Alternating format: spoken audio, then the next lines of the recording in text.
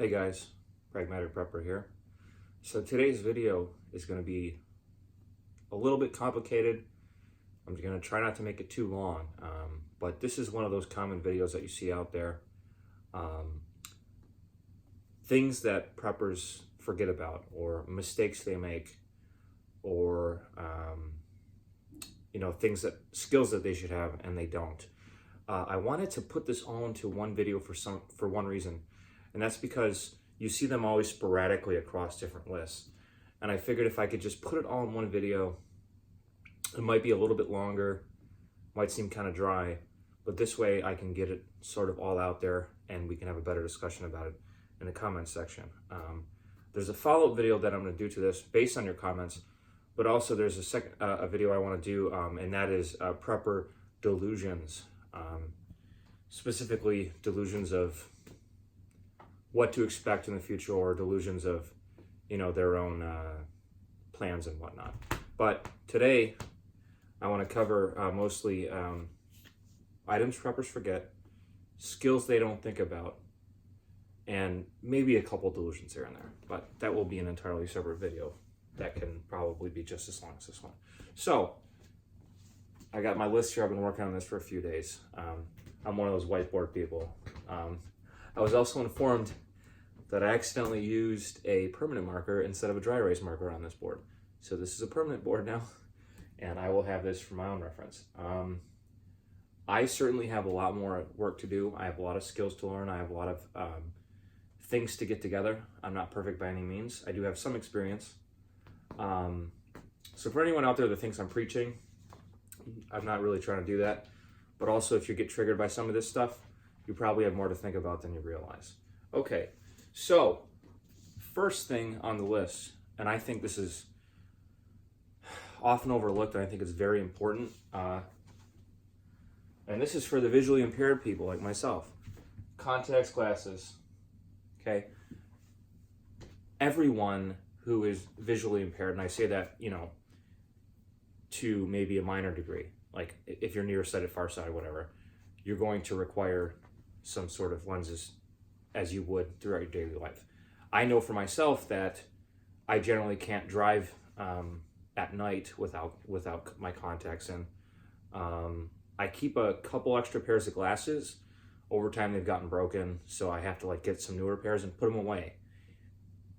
On a side note, for those of you who might have good vision now, you might want to still put away a couple pairs of glasses, like also readers and maybe even some glasses for seeing farther away, because as you age, your eyes are just going to get worse over time. It's just how life works. The one thing I didn't put as a side note is LASIK. I have considered doing this for myself as more of a long-term solution. It's become much more inexpensive over time. The only thing, though, is LASIK does have a tendency for some patients to degrade over time, and you sort of go back to where your vision was before, or not quite as good as it was when you had the surgery. There's also some complications, but price-wise, it's actually a pretty good prep to think about. I'm still thinking about it. But what I also do recommend for people with glasses is that you maybe get, like you saw kids, when I was in high school, you kids in sports had the goggles on. I think those are fantastic. I think those are a great idea. Contacts are only going to last for so long. They're only going to keep for so long. And your hands can easily get dirty if you're in a low an area where sanitation is becoming a problem, or you don't have supplies to keep your contacts clean, and you can't change your contacts out. You can go to glasses. Glasses are very easily lost, very easily broken.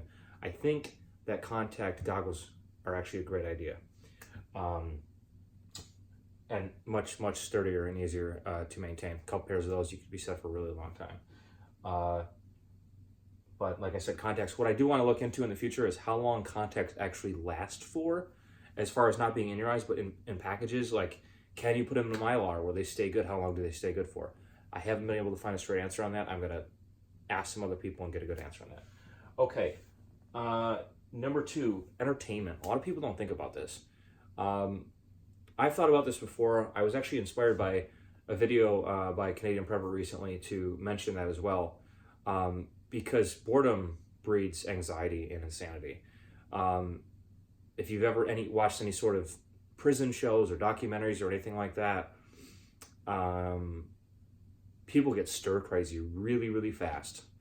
And we live in a generation and a time now that everyone is very addicted to instant gratification and stimulation, especially on electronics, that if something goes down, even in the short term, people get bored and stir crazy very quickly.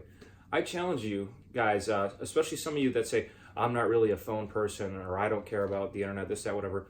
There are some people like that out there, and that's totally fine. I challenge one of you who uses your cell phone at least a couple hours a day, don't use it for a day or 2 days and see how you feel. It's crazy the amount of withdrawal you will feel from doing that. Even if you're someone like myself who doesn't use social media a whole lot, and doesn't sort of, watch a ton of TV shows and whatnot. I do have my, things that I'm into, but you'd be very, very surprised on how that affects you. And I would recommend even trying that if you decide to, like, let's say, go out into a camping situation and test your gear and see how that feels. And I think a lot of you will be surprised at how strong that hold is on you. Next one, survival manual. I think this is really important. A lot of people overlook this. They make smaller ones. My personal recommendation is the SAS Survival Guide by John Wiseman.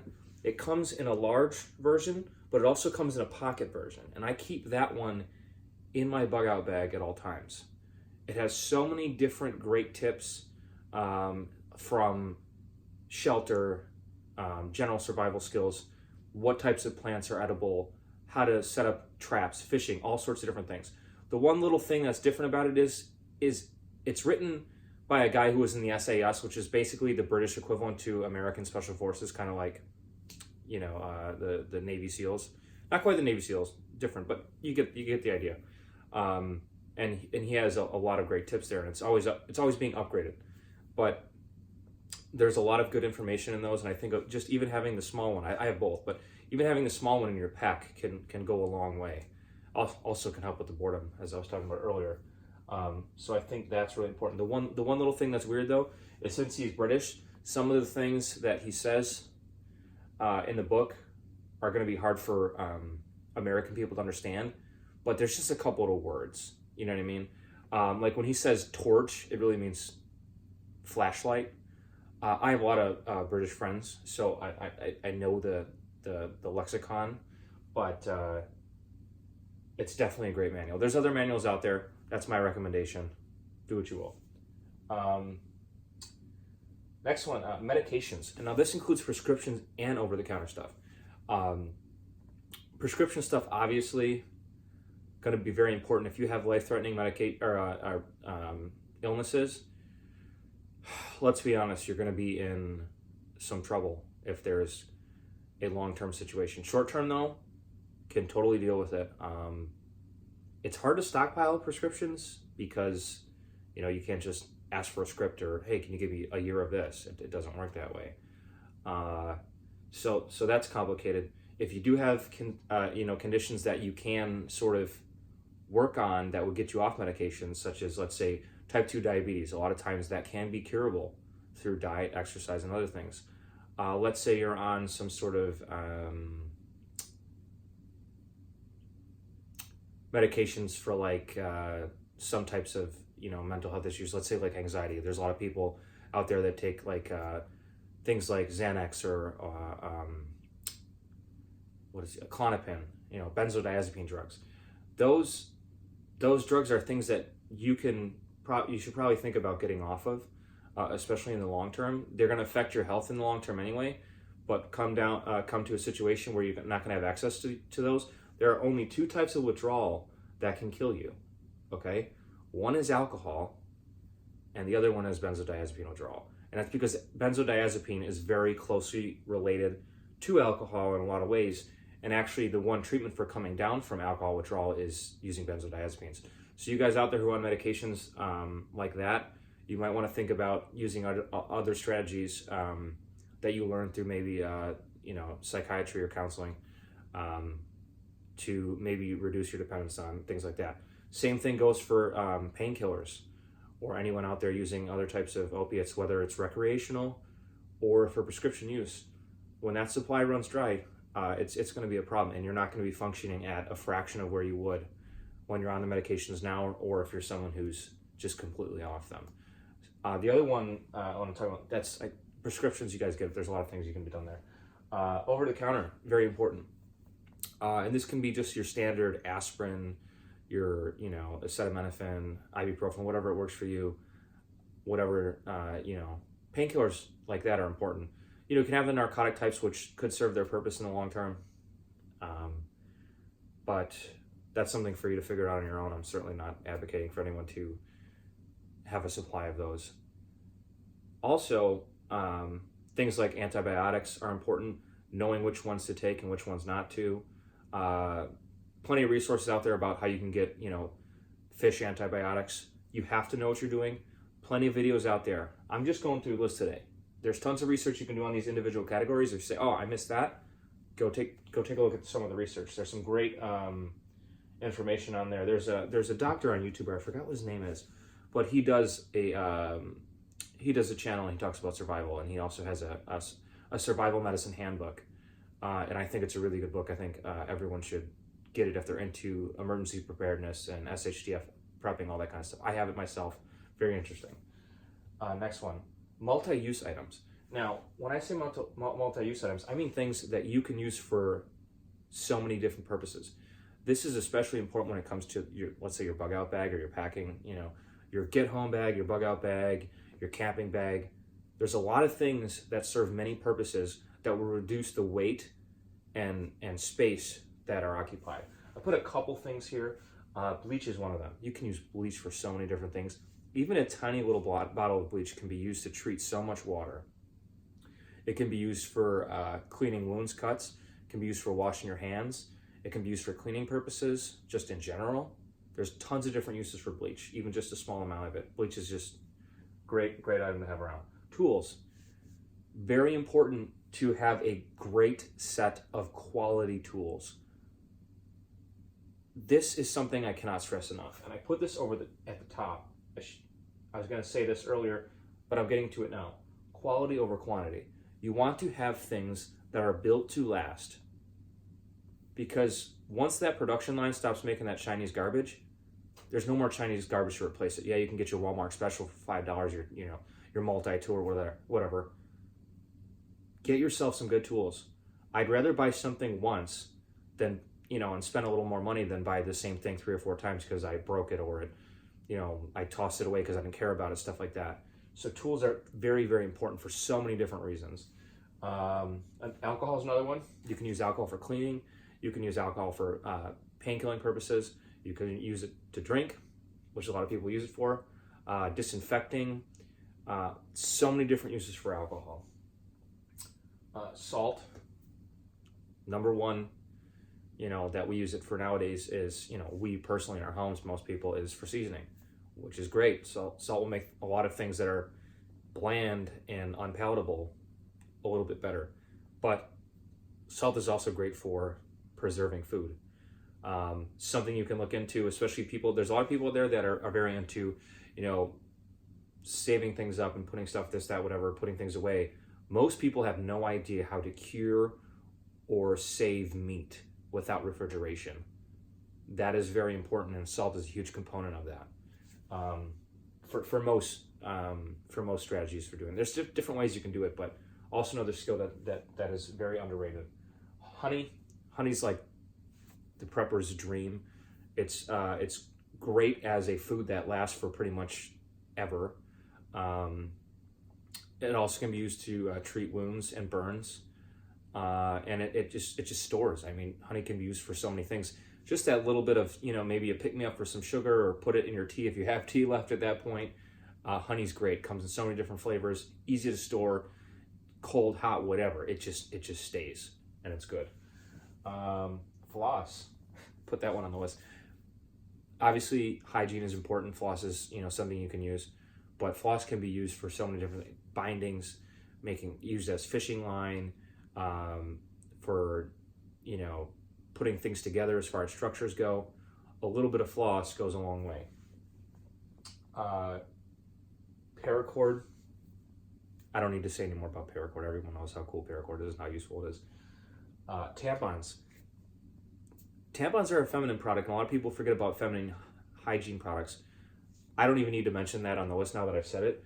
Very important for obvious reasons, but also tampons can be used for bandages. They can use for cleaning things up. They can be used, to, like I said, stop bleeding and whatnot. Tons of different uses. Condoms as well. Condoms can be used for sex. It's very important, actually, especially when you're talking about a situation where there's no medical care. STDs can be a serious issue. Pregnancy can also be a serious issue. Also, condoms can be used to carry water, up to a liter of water for, it's sort of just like a balloon that fills up. I've seen it done. I learned that in the Boy Scouts, actually. And where would we be without duct tape? I don't need to say anything else about duct tape. This is one thing that's it's not so much an item, but it's something you need to do. Test your gear, guys. There's a lot of guys that say, I got the coolest gadgets, I got this, that, whatever, and I go, man, I wish I had that. And then I go, do they know how to use it? There is so much cool gear and stuff out there, guys. There's so many different things that you can have. We're talking from field gear to stuff for, energy, fire starting. We'll get to fire starting. So many different things. You need to test your gear. And again, we go back to quality over quantity. Quality gear is far more important than crappy gear that you have a lot of. And you need to test it. I can't tell you how many times when I was younger, I would buy a new tent, all set to go, and I would get out to where I was camping, and I had never used this tent before, and I have no idea how to set it up. Lost the instructions, or the instructions don't make sense. Very important to test your stuff out. Not only to see if it works, but also to know that you know how to do it, especially in a pinch when you have time constraints. Next one. Paper maps. You guys remember paper maps? I remember them. Just barely. I remember going on family vacations, and they had the AAA triptychs, and it was basically just a notebook that folded in and out, and it would highlight the route that you would drive on. This is pre-GPS, smartphone, all that. And when we went on family vacations, that's what all you had was paper maps. It's very important for you to have maps of your area and of maybe larger areas, depending on where you plan on traveling. Most people have some type of maps that cover larger areas, but like I said, having maps of your local areas to know where resources for water are, even gasoline, warehouses where food is stored, train tracks. Knowing where train tracks are is very important. That you can get a lot of information there. They're easier to travel on sometimes than roads could be. You can even use them if you have a big enough truck, you can drive on those. But having paper maps to know what is around you, what resources are around you, and generally where people are going to be or not be is very important.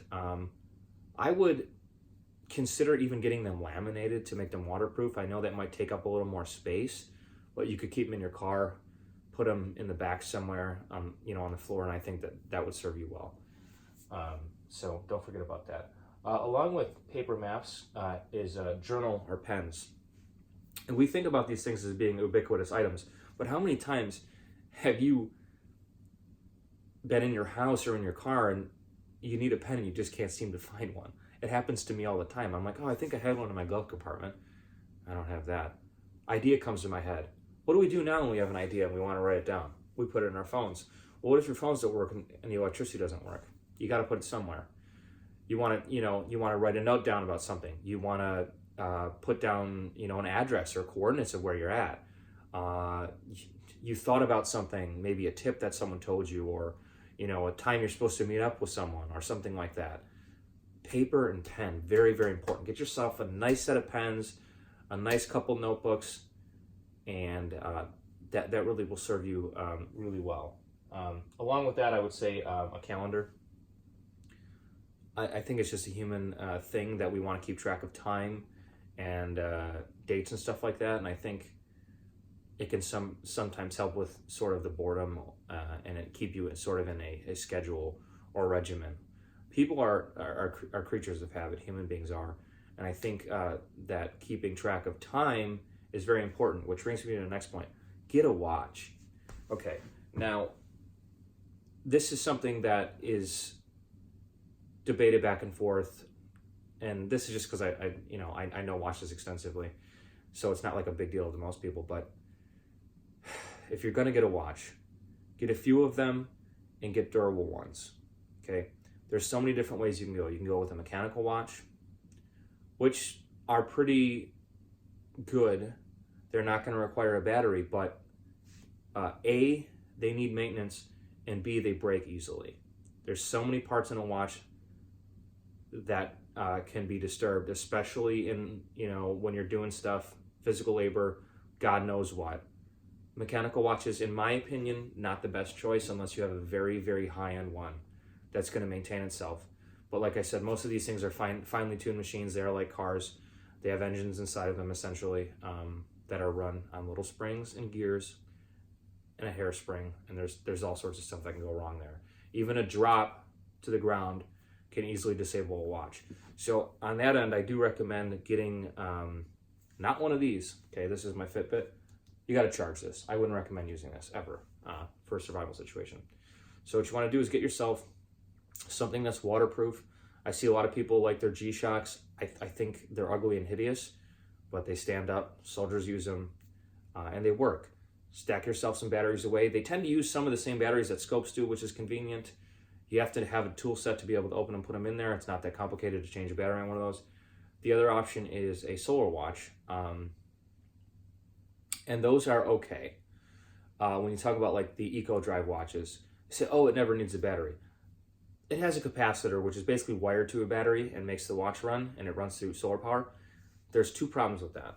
One is most people don't wear them all the time, and they put them away for too long, and the capacitor loses its ability to hold the charge, just like if you had a battery just sit in a garage for a while, and then it won't recharge. The other one is after about, in my experience, about 10 to 12 years, that capacitor goes bad, and the watch won't work anymore. But 10 to 12 years is pretty damn good. So if you can get yourself a solar-powered watch that you are able to keep in the light most days, or at least every couple days, and you can get 10 to 12 years out of it, that's pretty damn good. That's going to be better than most of your battery-powered watches, even if you have batteries on hand, stuff like that. But keeping time is very important. Helps you stay organized, helps you, if you have people in your group, coordinate, your activities, what you're going to do, meetups. I mean, time is an illusion that serves a purpose, but it's a very, very important illusion that serves a purpose. So I think a lot of people forget about watches. Vitamins. Vitamins are important, I think, for the most part, to fill in some of the gaps in nutrition that you might be missing. I don't want to overstate the importance of vitamins, but I think people should have a nice stockpile of multivitamins at least on hand to sort of fill the gaps based on what their nutritional needs are and what they might be missing. Pets. Do you have pets? What are your plans for your pets? Dogs, cats, reptiles, chimpanzees, I don't know. You're going to have to feed them. They're going to require healthcare just like we do. There's a lot of different things that you have to take into consideration. If you have to bug out, are you taking your cats with you? Probably not. It's a tough conversation to have with yourself and with your family or whatever your group is. It's something you need to think about, though. Dogs are great if they're properly trained. If they're not properly trained, they can easily be a very serious liability. They can be an asset if they're trained properly. So it's something you need to think about. I know these are tough conversations to have and to think about, but let's be real. We're talking about worst case scenario type stuff, okay? Okay, and now this is going to bring me on to my biggest pet peeve when it comes to people that are preppers and survivalists, whatever category you want to call yourself. Fire starting methods. Enough with the bullshit, okay? Enough. All you need to reliably start fires, okay, and I'm going to say it, and I don't care if this pisses people off, are some good lighters and some good matches. That is literally what you need, okay? I've seen all these fancy fire starters and this and that, whatever, and you can do this and you can do that. Try using those things when it's raining. Try using a lighter when it's raining. It's kind of hard. Starting any fire when it's raining or the conditions are crappy or it's windy. It's very hard. I prefer Zippos and other types of lighters. One issue with Zippos, especially if you live in warmer climates. They evaporate very easily. I would keep the fluid separate from the lighter so you can refill it when it does evaporate. Get yourself a nice 10 or 20 pack, get as many as you can of some Bic lighters. You can get the cheaper ones, but again, like I said, quality over quantity. Get yourself a nice few Zippos. They are expensive, but sometimes you can pick them up at garage sales nice and cheap. Keep those. Keep fluid on hand. Matches, okay? I always got matches in the house. Get some nice, thick, long, waterproof matches, not those tiny little stick ones that shoot the end off. You don't want those. You can also waterproof your matches. There's tons of videos on how to do that. You can use nail polish. That, along with some little fire starters that you can make, or some kindling, or some of that goop stuff that you can use to start fires, that's a healthy combination. You don't need all these ridiculous fire starter kits. I hate fire rods. I think they're stupid. I think the solar powered ones for doing that, stupid. If you know how to do a bow drill, great. I can do a bow drill. I can't make it work in the rain. Okay, I can't. I've tried it. It's very difficult. A bow drill in the best conditions is very hard. You should learn it. Certainly you should learn it. But if you end up in a situation where you need a bow drill because you don't have any other supplies, you messed up like 10 steps before that. So guys, enough with the fire starter madness, please. I cannot watch another video about that crap. Next one, compass. Goes without saying. I don't need to get into it farther. Hand sanitizer. Hand sanitizer is very useful, especially, again, like I said, when you're in a situation where, maybe sanitation isn't great, hand sanitizer goes a long way. One tip with hand sanitizer, don't leave it in the sun. It does have a tendency after a while to turn into some pretty nasty stuff that can have some serious health consequences for you. Just a little tip there. Generator. Okay, let's get into the gasoline thing. For most of you guys, gasoline is going to be completely obsolete probably within a year. Not only because the supply is not going to be there, but because gasoline, it degenerates over time. It generally doesn't last longer than 3 months, especially if there's ethanol in it. Even with fuel stabilizers, you're not going to get that much out of there. So a generator, though, in the short term, because short term is what most prepping situations will be. It will be, there's a power outage, there's a storm, there's that, whatever. Most prepping situations are not going to be a giant collapse of society. So generators are very important, I think, especially if you have medical devices that you need to keep running. Maybe you're someone who's on insulin. You need to keep that refrigerated. There's other health concerns. You got to keep your heat going. There's so many different reasons to have a generator. They're not that expensive. You can find them on Craigslist. You can find pretty good deals on them. And have some gas on hand to keep those running, and they're important. I use a generator so many different times. Next one, I was talking about gasoline, gas storage. If you're going to store gas, know how to do it correctly. And if you're going to try to quote unquote store it long term, I would use a fuel stabilizer, something like Stabo. I've used that before. But like I said, gas is not going to last that long. If you do store gas, cycle it in and out. The other thing, and this is just a little tip from me, so people say, oh, have, a gas can in your car. Yeah, you just can't sit with a gas can in your car, though. The fumes are not only dangerous, but breathing them in will cause problems for you. So what you might want to do is get it in one of those roof racks on the top. If you have a pickup truck, great. You can throw it in the back. That's the best situation. You can even build yourself a rack. Let's say you have an SUV or just a little car. Maybe you have a Prius. You can put it on the bike rack. There's so many different ways that you can transport even a gallon or two of gas, which will come in handy so many different times. Even if you don't run out of gas, maybe someone calls you and says, oh man, I ran out of gas. You can help someone out. You don't have to stop at the gas station. Always at least have an empty gas can on hand, guys. That's a very, very important thing to have as an everyday prep. That brings me to another everyday prep that everyone should have. That is a spare tire. If you don't have a spare tire in your vehicle, I don't know what you're doing. You're not a prepper if you don't have a spare tire. And along with that, I say Fix-A-Flat or tire patch. Fix-A-Flat is amazing stuff. I have used Fix-A-Flat probably 3 or 4 times in my life, and it has gotten me where I needed to go.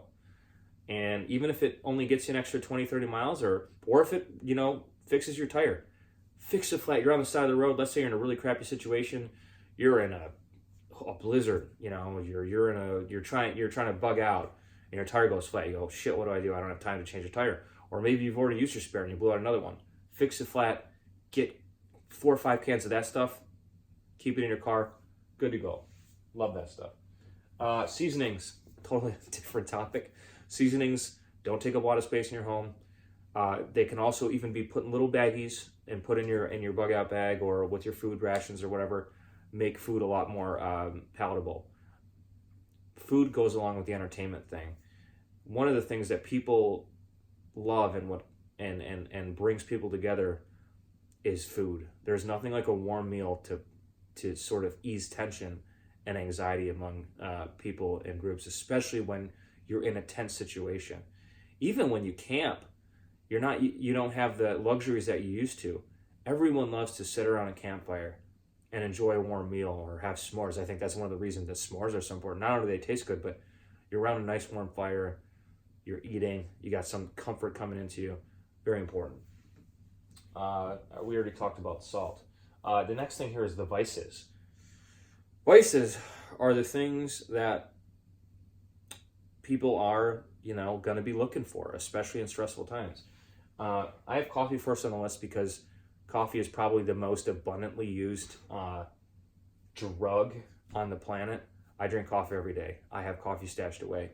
Coffee is very important to me. Coffee is also very important to other people. Caffeine in general. You can have it in the form of pills. You can have it in the form of your little drinks, this, that, whatever. But I think just storing coffee in general, just like coffee beans, those will hold a lot longer than some of the other things would. Very important to have as an item for yourself. Another thing, just like a meal, it's a nice pick-me-up. There's nothing like starting your day with a nice cup of coffee, especially when everything else is going to shit. I have cigarettes on there. I think cigarettes are a crush for a lot of people, but there are people that are going to want them. I'm leery of bartering, but let's say you got a friend or a family member and maybe you're in a short-term down situation. The stores are closed and they just want their cigarette and that's all they need to keep them happy and from being a pain in your ass. Cigarettes. Again, could be used for bartering. Not my favorite idea, but definitely a possibility. Alcohol is next on the list.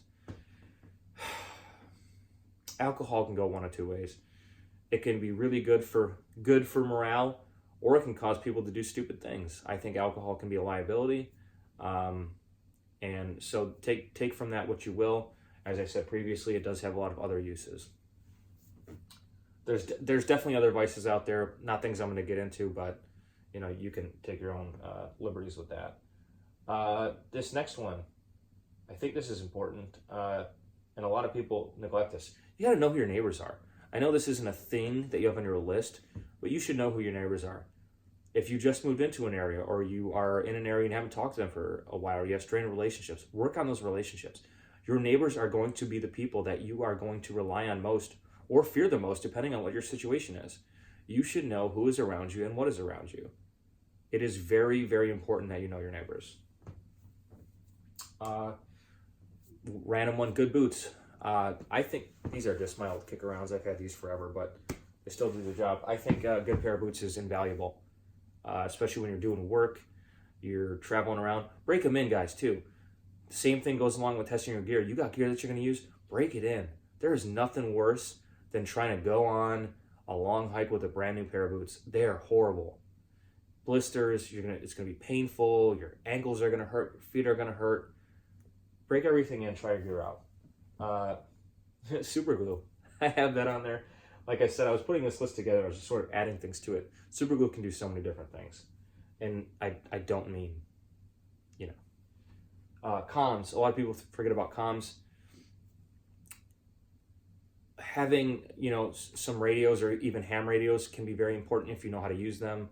And they also have to be integrated into your plans. You have to have some sort of communication.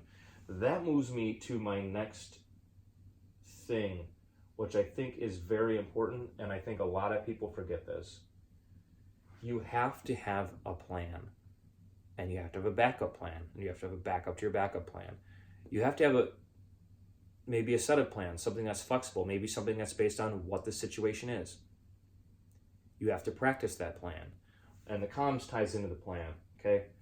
Let's say it's a short-term situation, and you say, this is our meetup place.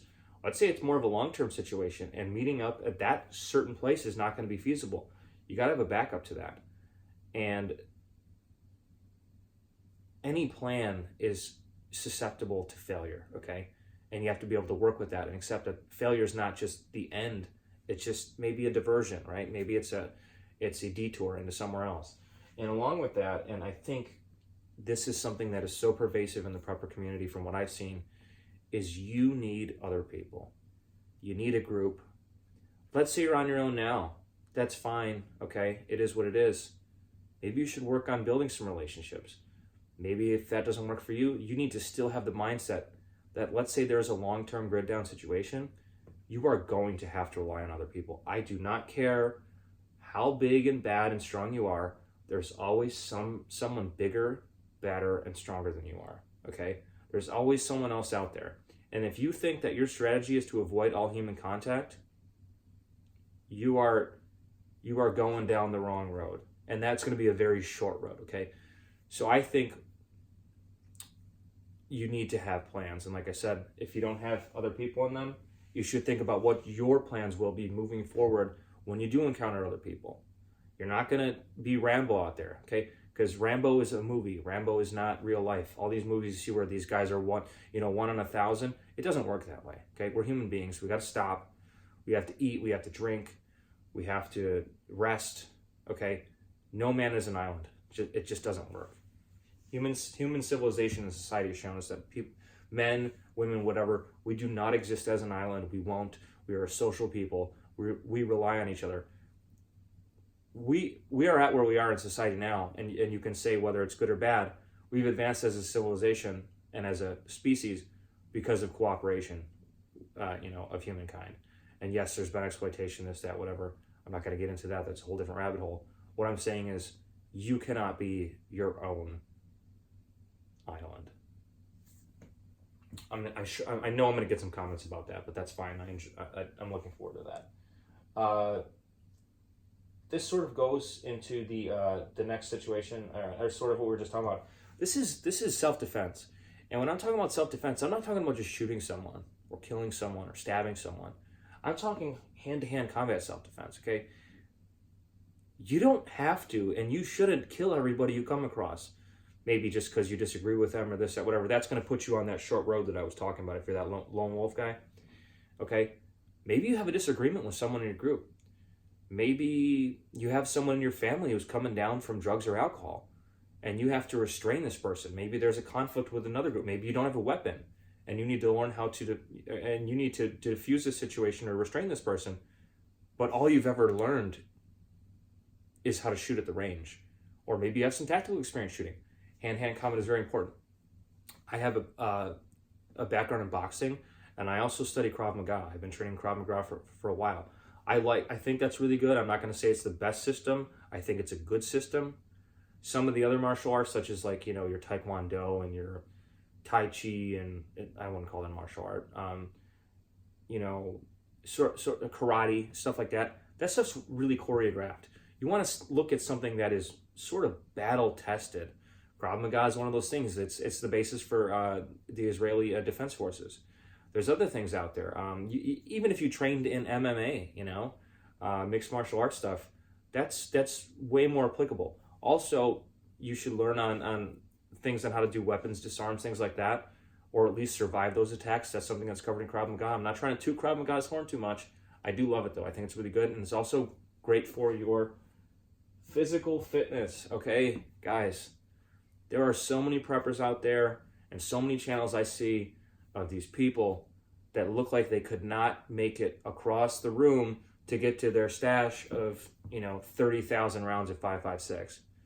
If you're one of those people, you're going to be in the comment section, and that's fine, but you're not going to get any exercise doing this, okay? You need to be in better shape than you think that you need to be in. I think I'm in pretty good shape. I know realistically that I need to be in better shape if I needed to survive a situation that was a long-term grid down. Could I handle most of the short-term situations right now? Yeah, I think I could. I don't think that would be a problem. But physical fitness and health, guys, you need to take care of that. That is the number one prep. If you can't do anything, you're dead anyway. You're going to be one of the first people out. It's like a game of dodgeball and you're the fat kid, okay? I'm just saying it like it is. I don't want to offend anybody. I have had to work myself into better shape from where I was when I was younger. I used to be an athlete, and then I kind of got out of shape, and I had to work my way back into that. Those things are very important. I think this is like probably number one, along with your mental health. I can't say enough about that. If you got some issues you need to resolve, also when I was talking about different medications and stuff you might be on, you got to work on that stuff now, because that any physical or mental ailments you have are only going to be exacerbated under stress. I cannot stress that point enough. I'm someone who's in the psychology field. I know this from experience. I know this from my work, that people who are exposed to levels of extreme stress, who are already predisposed to, having anxiety or depression or other things like that, or even suicidal thoughts or ideations and whatnot, they don't handle stress, especially high amounts of it, very well. And in general, it's traumatic experiences and events and stressors that cause them to have those conditions in the first place. Some of them are just born with it, but you need to get your body in check and you need to get your mind in check. And if you don't, everything else that you do is squadoosh. Okay?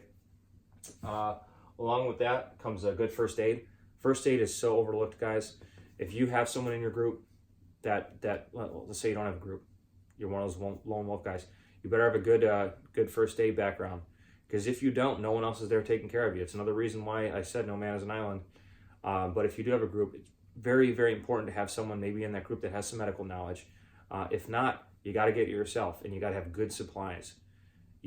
How often you go to your bathroom to get Band-Aids and you're like, I'm out of Band-Aids, just for the simplest stuff. Or, I need some peroxide or something. I didn't get peroxide since the last time I needed peroxide. I haven't used it. That stuff is really important. Having some knowledge on that, maybe taking some courses, knowing CPR, all sorts of different things. That stuff is very, very important. Let's say, you're one of those, and I hate to harp on the lone wolf guys. I hate to do it, but it's a reality. Let's say you break your leg or you just sprain your ankle or something like that. You're out of it. You're just out of it. I can't stress that point enough. This is more of a skill than anything. Food preservation. There are so many guys out there, and I keep saying guys, and by guys I mean more of a general term. Men, women. So many of you people out there. Maybe you have some hunting experience. Maybe you are one of those guys that goes out for deer season once a year. I do all seasons. I hunt, I trap, I do all that kind of stuff. You need to know how to process animals. Most people, from what I've seen, they maybe can gut a deer, maybe, okay? And they do that, and then what do? They send it off to their dude or their guy or their butcher to have them process it. If you don't know how to process that food, it's going to go to waste, or you're going to get sick, or you're going to have problems doing it, or there's going to be, you're either going to waste too much, or you're going to do it wrong and you're going to get sick, or there's a lot of different things that can happen. So I think learning how to process food and preserve food is very, very important. Comes along with edible plants. You guys should take a course on that. There's courses online. There's courses you can take at different national parks, state parks. So many different organizations that offer stuff like that. You can learn it online. It's in survival manuals, but you want to see it in person. You want to feel it in person. Stuff like that.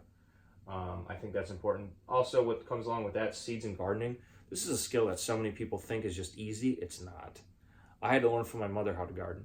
I had no idea how complicated some of that stuff could be until I learned how to do it. I said, oh, that's a lot. And along with that, the same thing, food preservation, stuff like that, canning, pickling, anything like that to keep your vegetables longer. Because you can't possibly, usually, if you have a big enough space like I do, I can't use all of it. And I don't want to use all of it. I want to keep some of that stuff to put aside for the leaner times, which is important. What do we got here? Let's got this.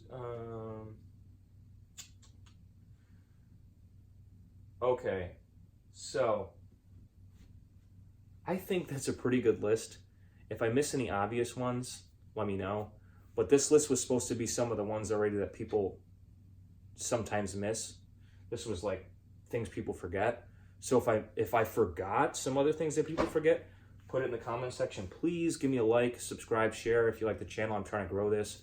I know my production quality isn't fantastic, but I'm doing my best. My last tip for you guys is prep for most likely scenarios, okay? I'm sure many of you have seen the chart of like, you know, least likely to most likely and stuff like that. If you are prepared for the most likely scenarios, let's say there's a storm or, you know, there's a power outage or something like that, something that's short term. If you can prepare for the short term stuff, you're going to be covered on most bases. So even if you can just take your short term stuff and maybe add on to that and extrapolate that out further, you'll be set for the long term stuff. But if you're not set for the short term stuff, and you think that, you know, we got a friend, Cleo's coming to join in. You want to talk pets, see? And I was talking about, you know, treating them, ear infection. I've been working on with this guy.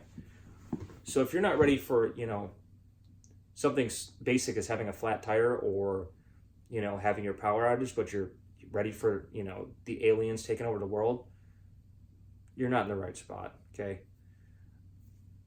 Questions, comments, please leave them in the bottom for me. I'd love to get back to you guys. I'll do as best as I can. My next video that I'm going to be doing is on delusions that some preppers have, and it's sort of what we got into in this last section here. And I hope you guys enjoyed it. Pragmatic Prepper.